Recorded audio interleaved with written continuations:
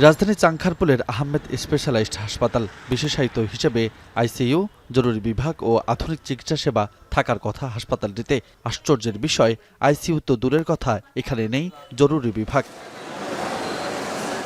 একই এলাকার 50 শয্যার অথেন্টিক হাসপাতাল। কর্তৃপক্ষ প্রতিষ্ঠানটিকে স্বাস্থ্য খাতের এ ক্যাটাগরি দাবি করলেও এখানে নেই জরুরি বিভাগ, নেই পর্যাপ্ত চিকিৎসক, নার্স ও সেবা দেওয়ার প্রয়োজনীয় জনবল। কাগজে কলমে 15 জন ডাক্তারের ডিউটির কথা উল্লেখ থাকলেও অনকলে কাজ করেন মাত্র 6 জন।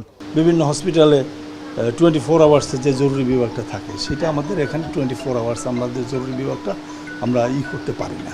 এই মুহূর্তে যেহেতু হলো 3 জন পেশেন্ট আছে, তো এই জন্য একজন ডাক্তার।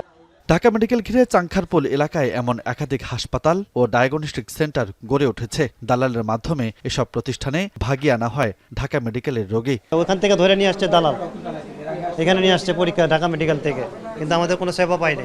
রিপোর্ট দিব তাড়াতাড়ি, এই কারণে আসা হয়েছে এদিকে। হাসপাতাল সামনে থেকে আমাদেরকে নিয়ে আসা হয়েছে। কয় ঘন্টা এখানে বসে থাকবো পাবেন? 1টা বাজে বসে, 2টা বাজে বসে, 3টা, 3টা বাজে এখন।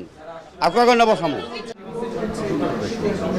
বেসরকারি এসব স্বাস্থ্যসেবা প্রতিষ্ঠানগুলোর এমন অনিয়মের বিরুদ্ধে বুধবার অভিযান চালায় স্বাস্থ্য অধিদপ্তর।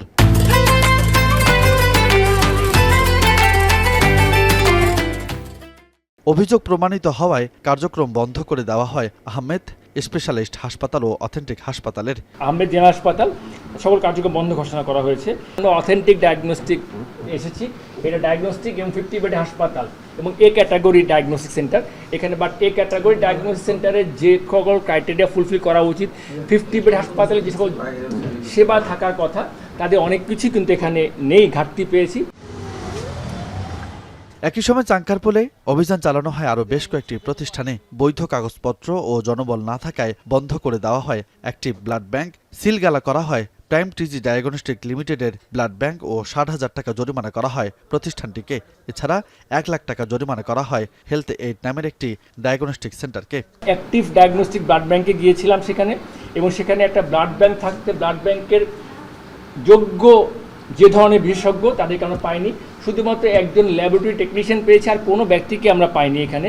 অন্যান্য যে ফ্যাসিলিটিস ছিল তা কোনোটাই যোগ্য নয়, সে বিধায় কালকে অ্যাক্টিভ যে ডায়াগনস্টিক ব্লাড ব্যাংক সেটা কার্যক্রম বন্ধ করা হয়েছে একদম স্থায়ীভাবে।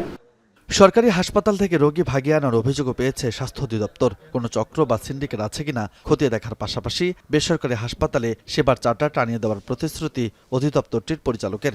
আগামী 1 মাসের মধ্যে আমি সকল হাসপাতালে প্রদেয় সেবার তালিকা আমরা টানাবো। জনবল সংকট ও তদারকির অভাব কাটিয়ে অভিযান অব্যাহত রাখার ঘোষণা দপ্তরটির। রাজু আহমেদ, এখন, ঢাকা।